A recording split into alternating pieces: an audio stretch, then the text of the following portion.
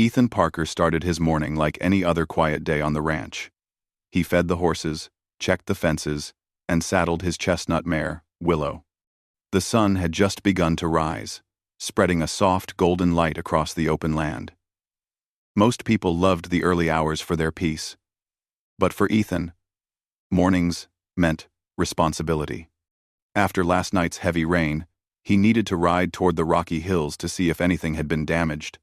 When storms hit the land hard, stones often rolled down the slopes, and cattle could slip or get trapped in tight places.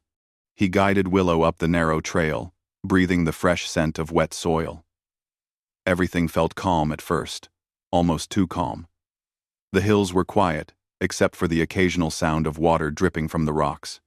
Ethan kept scanning the land, making sure every animal was safe. The cattle had moved to higher ground, and nothing seemed wrong. He was about to turn back when he heard a faint, shaky voice carried by the wind. "Help, someone, please." He froze. It didn't sound like cattle or any animal. It was a human voice, trembling, desperate, and weak. Ethan turned Willow toward the sound instantly.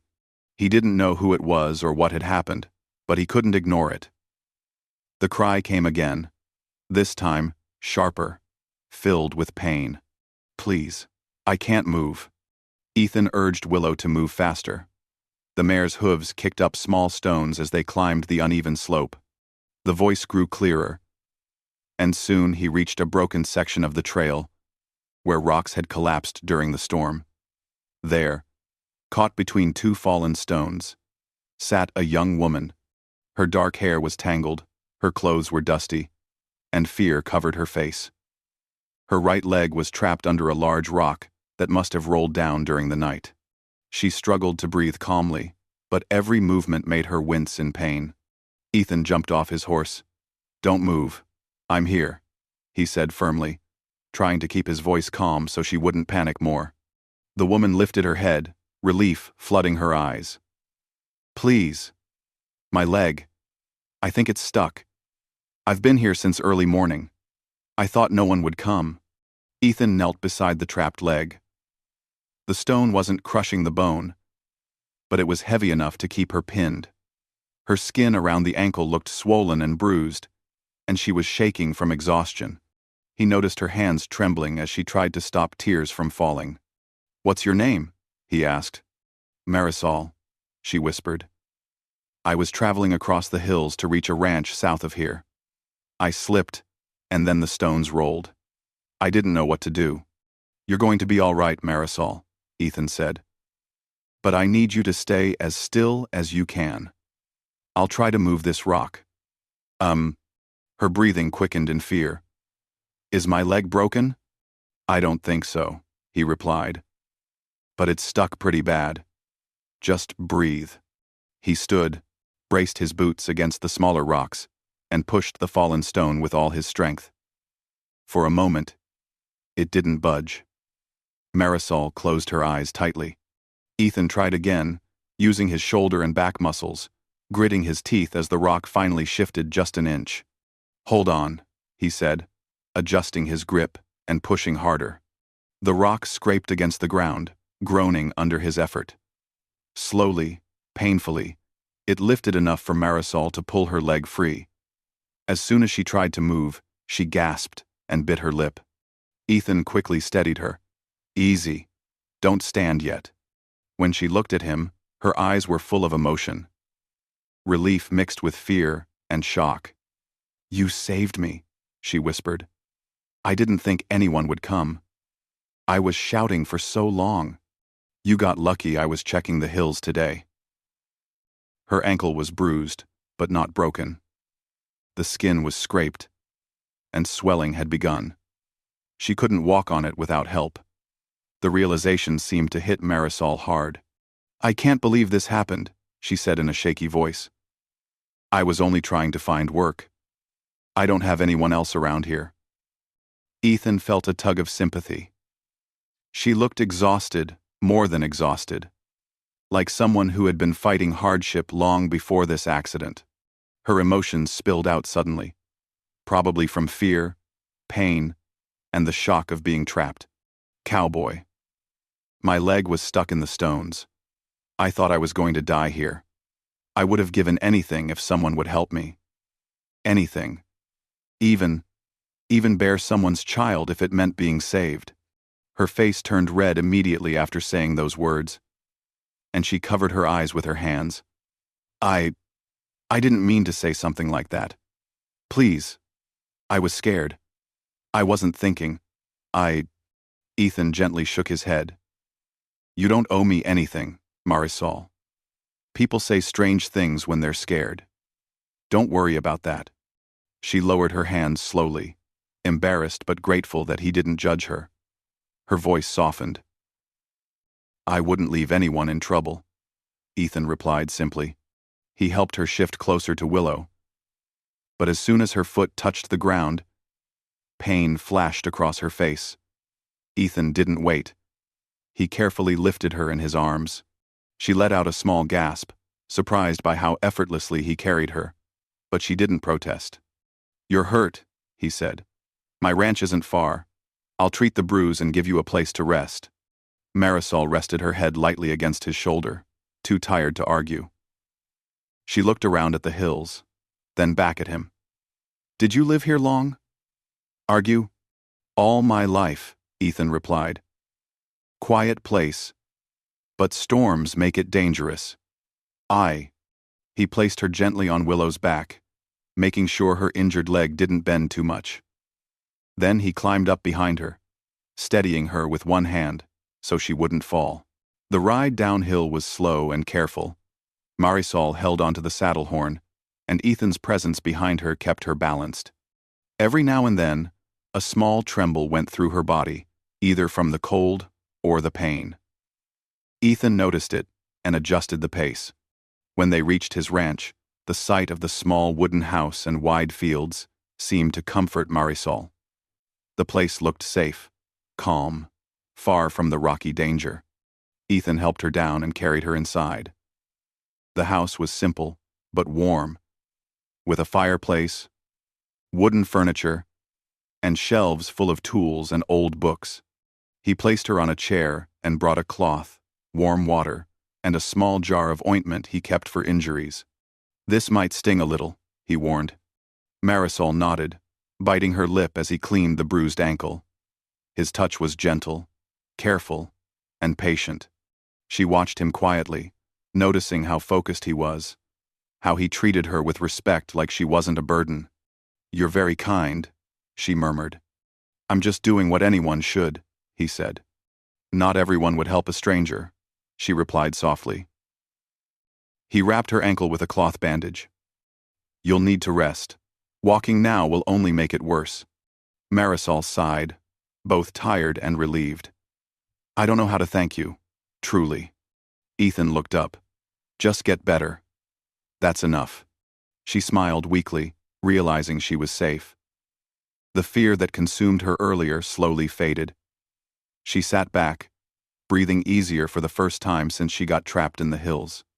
As the fire crackled and warmth filled the room, Marisol closed her eyes. Ethan watched her for a moment, making sure she wasn't in too much pain. He didn't know her story yet, but something told him she had been through more than a simple accident. For now, she needed rest, and he was the only person around who could help her. He made a silent promise to himself he would take care of her until she could stand on her own again. Outside, the ranch was quiet. But inside the small house, a strange, gentle connection had begun born from danger, fear, and a rescue that neither of them had expected that morning. Marisol woke up the next morning to the soft sound of birds outside the window. For a moment, she didn't remember where she was. Her eyes opened slowly, confused by the smell of wooden walls, warm blankets, and the faint scent of ranch soil drifting into the room. Then, her memory returned the rocky hills, the fallen stones, the pain in her leg, and the cowboy who carried her to safety. She tried to move her ankle and winced. It still hurt badly. When she looked around, she noticed the small room she was in. The bed was simple but clean. The window let in soft morning light, and a folded blanket lay at the foot of the bed. A chair sat beside her, with a cup of water and a small note. She reached for it slowly. Ethan's handwriting was neat and strong. "I've gone out to check the cattle. I'll be back soon. Don't try to stand on your injured leg yet." A small smile touched her lips. Even in writing, his tone felt calm and steady. Before she could think more, she heard the door open and close outside, followed by footsteps. Ethan entered the room holding a tray. His boots were muddy, his shirt dusty from morning work, and his hair a little messy from the wind. But he still carried that same quiet presence that made her feel safe. "You're awake," he said softly. "How's the leg?" "It still hurts," she admitted. "But it's better than yesterday." "That's good. You should rest for a few days." He placed the tray on the chair beside her. She blinked in surprise. On the tray sat warm bread, scrambled eggs, and a small cup of tea that smelled like mint and honey. "You didn't have to do all this," she said. Ethan shrugged lightly. "You need strength to heal." She watched him for a moment, noticing how he avoided making her feel embarrassed or uncomfortable. He wasn't the type to brag about helping someone. He just did what needed to be done. She tried to sit up, and he quickly moved closer to help adjust her pillow. "Careful. Careful." His voice was gentle but firm. Marisol felt a strange warmth in her chest, not romantic, but something deeper. A feeling she hadn't felt in years, being cared for. As she ate, Ethan sat in the corner of the room, polishing a small tool from his saddlebag. He didn't stare at her or ask intrusive questions. He simply let her eat comfortably. After a while, Marisol broke the silence. "Ethan, yesterday, when I said those strange things, I was frightened. I wasn't thinking straight." He nodded. "I know. I didn't want you to think I was strange." "I don't," he answered simply. "People say a lot when they're scared. No shame in that." Marisol lowered her gaze. "Still, thank you for not judging me." Ethan didn't answer with words. He stood and gently checked her bandaged ankle. His hands were rough from ranch work, but he handled her injury with surprising care. "You should stay off this leg for 2, maybe 3 days," he said. "We?" she repeated softly. "You're staying here until you're healed. You can't travel with that ankle." Her throat tightened. No one in her life had spoken like that before, with that calm certainty, like her safety mattered. She took a slow breath. "I don't want to be a burden." Ethan sat back. "You're not. I wouldn't have brought you here if I didn't want to help." The words settled into the room like warm sunlight. Later that afternoon, after she rested, Ethan helped her move to the porch so she could get fresh air. He carried a chair outside and made sure her injured leg was raised comfortably. The ranch stretched far in front of her, rolling fields, fences, a stable, and the soft shapes of cattle grazing in the distance. "It's beautiful here," she said. "It's quiet," Ethan replied. "Some people hate the silence. For me, it feels like home." Marisol watched him work for a while. He fed the horses, fixed a loose fence post, and checked the water troughs. Every move he made was steady and focused. He wasn't a man of many words. He spoke with actions, not sentences. Finally, he returned to her side. "A little company," she said, then laughed lightly at her own honesty. "If you're not busy." Ethan pulled up another chair beside her. "I can spare a few minutes." She appreciated that he didn't pretend to be some cheerful entertainer. He just sat beside her, quiet, grounded, present. And strangely, that was enough. After a moment, Marisol spoke. "You probably wonder why I was traveling alone through the hills." "You don't have to tell me anything you don't want to," Ethan said. "No, I think I should. You saved my life. You deserve honesty." He didn't push her. He simply listened. "I've been moving from ranch to ranch for almost 2 years," she began. Work is never steady. Some places need help for a week, others for a month. But it's lonely. People don't really see you when you're just a traveler. They take your work, give you some money, then forget you. Ethan looked at her quietly. That sounds hard. It is, she said, her voice softer. I grew up without much family. I learned to survive alone. But surviving isn't the same as living. Ethan's jaw tightened a little, not in anger but understanding. I know the feeling, he said. Living alone out here. It gets heavy sometimes.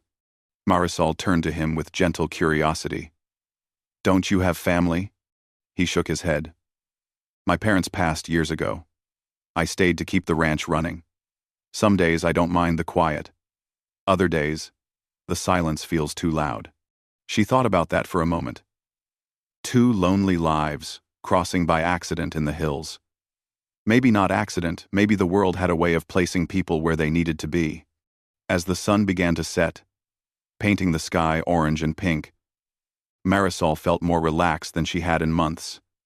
She didn't even notice when she leaned her head lightly against the back of the chair, closing her eyes. You can rest if you want, Ethan said, noticing her fatigue. I'm sorry, she murmured. I didn't mean to fall asleep. You didn't, he answered. But it's all right if you do. He lifted her carefully again and brought her back inside, placing her gently on the bed. She looked at him gratefully. Ethan. Thank you. Not just for saving me, but for treating me like a human being. Like I matter. You do matter, he said quietly. Almost as if he didn't mean to speak the words aloud. Marisol felt something warm fill her heart, not love, but the comfort of finally being seen, heard, and treated with kindness. Before she fell asleep, she spoke one more time. I want to help you. Once I can walk. With chores. Cooking. Anything. Let me repay you somehow. Ethan shook his head. Just focus on getting better. That's all. But she shook her head gently. No. I want to stay useful. Even if I can't move much yet. He considered this for a moment. All right. If it makes you feel better, you can help with small things once you're stronger. She smiled, relieved. Thank you. When Ethan left the room and closed the door softly behind him, Marisol stared at the ceiling for a long time. She had not felt this safe in years. Not from promises, not from dramatic words spoken under fear, but from the steady presence of a man who didn't boast, didn't judge, didn't demand. A man who simply helped because it was the right thing to do. In that small ranch house, something gentle had begun to grow between them. Not romance, not obligation, just a quiet understanding, a bond, a sense of belonging, however temporary it might be. But Marisol didn't yet know how much her presence was already changing Ethan's quiet life, and how deeply he would miss her if she ever chose to leave. Marisol woke early on her 4th morning at the ranch. The pain in her ankle had softened a little, and she could finally move it without crying out. She sat up slowly, letting the morning light warm her face. She heard distant sounds of Ethan working outside, the rhythmic clink of metal, the soft whinny of horses, and the steady footsteps of a man already busy with ranch life. She smiled to herself. His routine never changed. He woke before the sun and worked until the sky turned orange. She lifted her leg and gently lowered it to the floor. The pressure hurt, but not as sharply as before. She took a careful breath and tried to stand. Her leg trembled under her weight, and she clung to the wall to keep herself steady. She could manage only a few steps before the pain forced her to sit again. She knew she shouldn't overdo it, but something inside her wanted to make progress, not for herself, but because she didn't want Ethan to keep carrying all the weight. A few minutes later, Ethan entered the house. He wiped sweat from his forehead with the back of his hand, noticing instantly that she wasn't in bed. You tried standing? He asked calmly, though his eyes showed concern. Just a little, she said, embarrassed. I wanted to see how strong my leg is. Ethan set down the bucket he was carrying. And? Does it hurt much? It hurts. But not like before, she said honestly. I think it's getting better. That's good, he said softly. But don't push yourself too hard. Healing takes time. She nodded, and he offered his arm to help her sit comfortably on the chair. When he brought her breakfast, fresh toast, and a warm drink, she felt an unexpected warmth in her chest.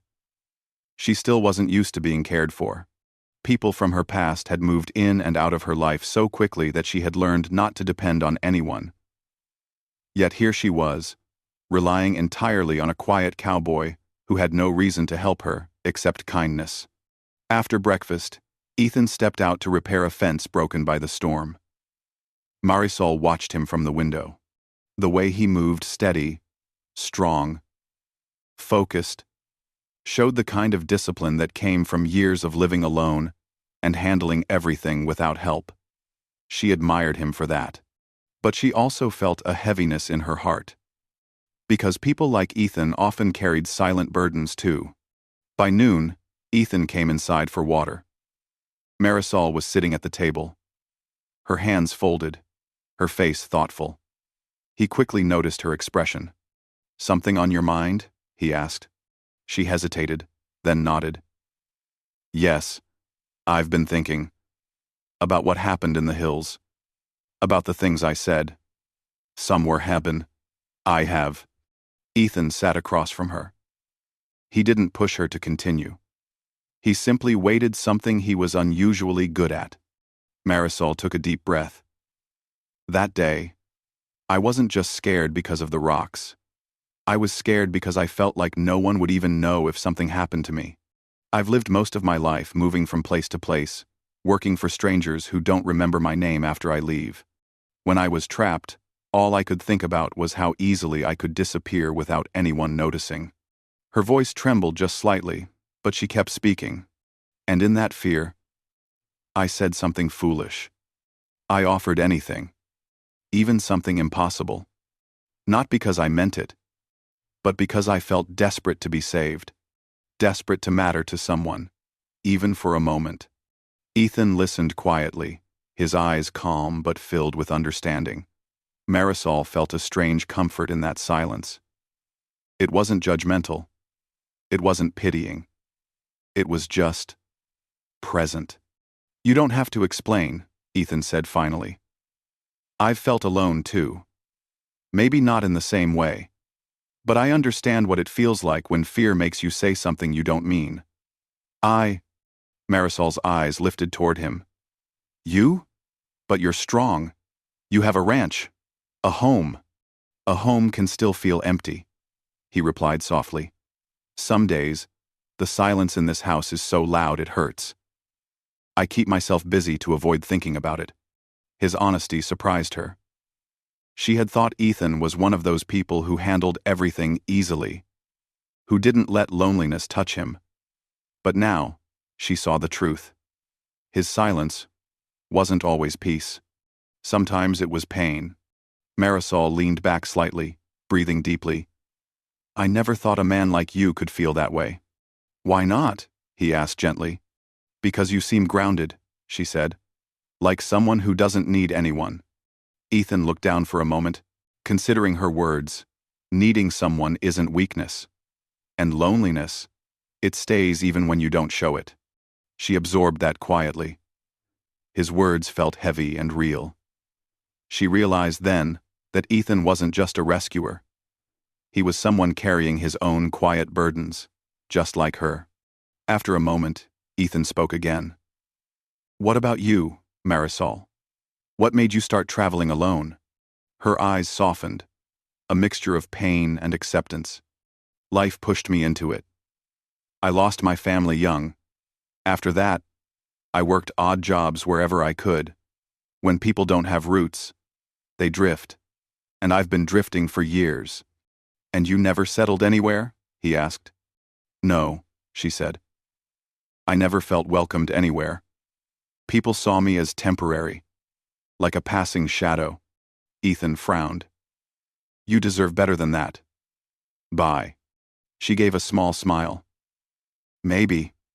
But life doesn't always give choices.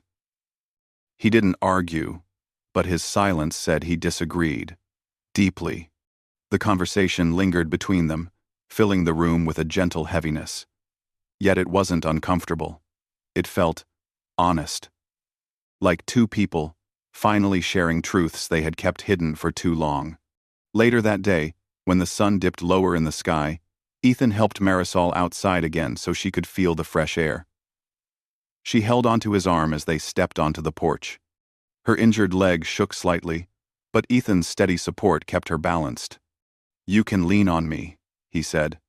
"I know," she replied quietly. "It feels strange, but good." They sat together for a long time.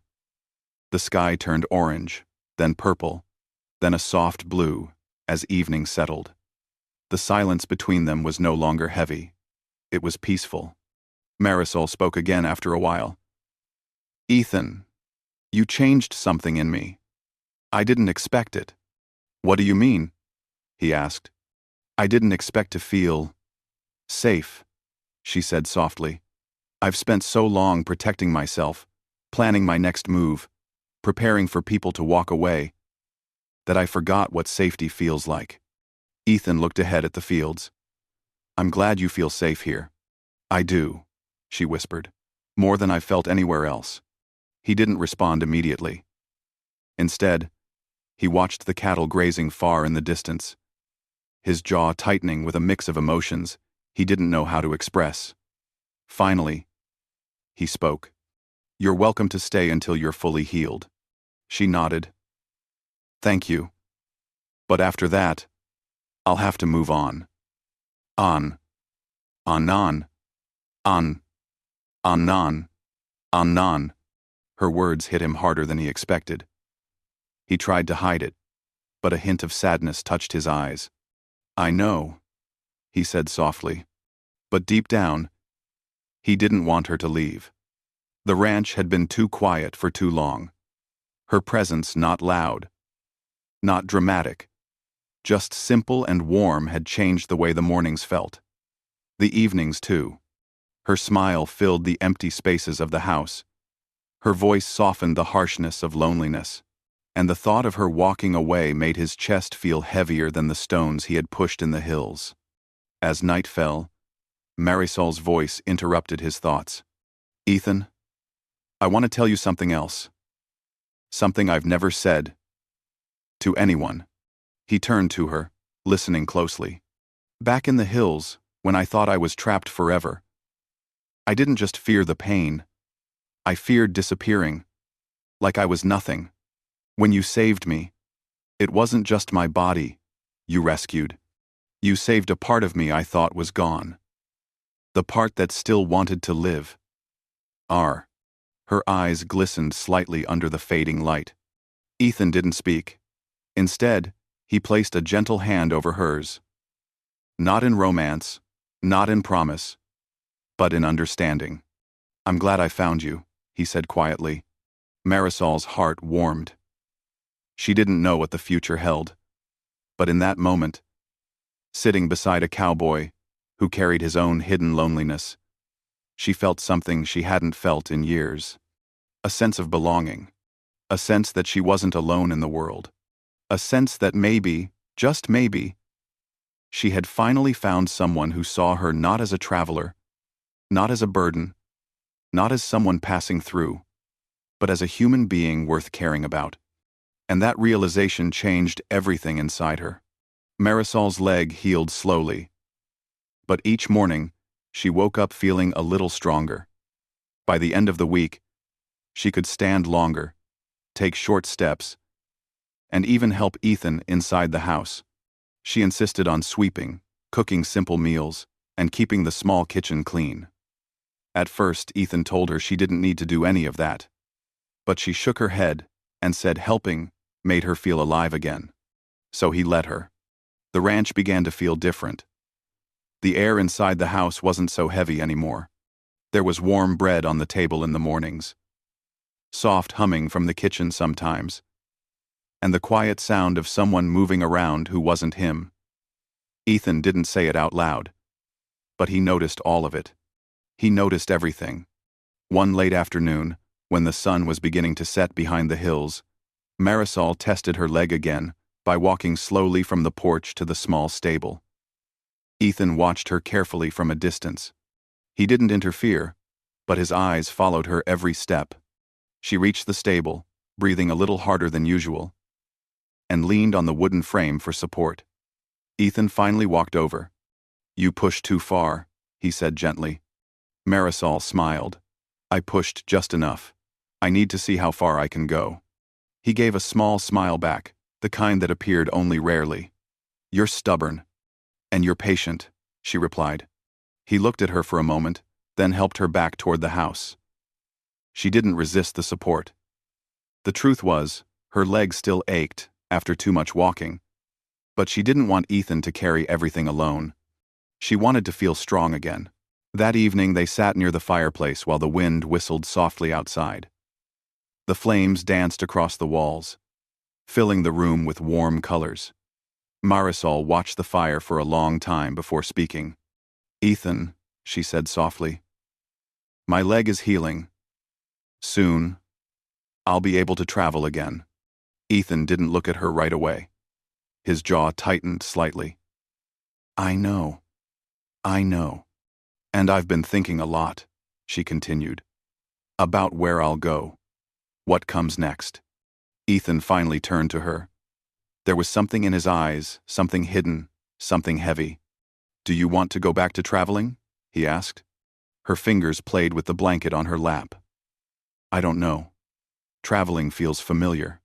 But, after staying here, I don't know if I can go back to that lonely life." His heart beat harder at her words. He tried to speak calmly. "You don't have to leave, if you don't want to." She blinked, surprised. "You can stay here," Ethan said quietly. "Only if you choose to. I won't ask anything from you. I just don't want you to feel like you have nowhere to go. One you can in 9. I won't have 23%. I won't have 23. Marisol stared at him. For a moment, she saw the truth behind his steady voice. He wasn't just offering her a roof. He was offering her a place in his quiet world, a place she didn't know he'd been saving without realizing it. "Ethan," she whispered, "you've done too much for me already." "I don't keep count," he replied. "I just want you to feel safe." She felt her chest tighten. She had never heard someone say such simple words with such honesty. They sat quietly again. The fire crackled softly, filling the silence. The next day, Marisol tried walking farther than before. She managed to circle halfway around the barn before her leg grew tired. Ethan stayed close, but didn't hover. He let her test herself, trusting her strength. After resting, she helped him brush the horses and even wiped down the saddle. Her movements were slow, but determined. Ethan watched her with quiet admiration. He liked how she tried to give back, even when she could barely walk. He liked how her presence filled the house with gentle warmth. And he liked how her voice softened when she spoke to him, not out of fear or desperation, but because she trusted him. Later that evening, Marisol cooked a simple dinner vegetable stew with warm bread. Ethan tasted it and said it was the best meal he'd eaten in months. She laughed, though a soft blush touched her cheeks. She wasn't used to compliments, especially not from someone as sincere as him. After dinner, Ethan stepped outside to check the sky. The clouds looked heavy, warning of another storm. He tightened a loose rope, then walked back inside to find Marisol sitting quietly at the table, her hands clasped together. "Is everything all right?" he asked. Marisol nodded slowly. "I was thinking again. About the day you found me. I keep replaying it in my mind." Ethan sat across from her. "It was a hard day for you." "Yes," she said softly. "But it changed everything for me." "How?" She took a breath. "I've lived a long time feeling invisible. Like I belonged nowhere. Like my life could end one day, and nobody would notice. That day, when I cried out for help, I didn't believe anyone would hear me. And then you came." She looked up, eyes warm with emotion. "You didn't just save me from the rocks. You saved me from disappearing." Ethan felt something deep inside his chest. He didn't speak, not because he had nothing to say, but because he feared he might speak too much. Marisol continued, "I know I said foolish things that day, things born out of fear, but the truth is, it wasn't the rocks that scared me most. It was the idea of dying without ever belonging anywhere." "You belong," Ethan said quietly. Her breath caught. "Where?" He shuffled slightly, nervous for the first time. "Here, if you want to." Marisol swallowed, her heart pounding in her chest. She had wandered so long she had forgotten what it felt like to be welcomed, to be wanted for simply existing. Ethan's offer felt like a whisper of hope. "I don't want to leave," she said finally, "but I'm afraid." "Of what?" Ethan asked gently. "That I'll get in your way, or that I'll be a burden again." Ethan shook his head. "You're not a burden. Not once. Not ever." Marisol blinked back tears, not of sadness, but relief. Relief that someone finally saw her as more than a passing shadow. The next morning, she tested her leg again. For the first time since the accident, she walked from the porch to the fence line without stopping. It hurt, but she made it. Ethan watched from a few steps behind, pride quietly shining in his eyes. "You did good," he said. She smiled, breathing hard but happy.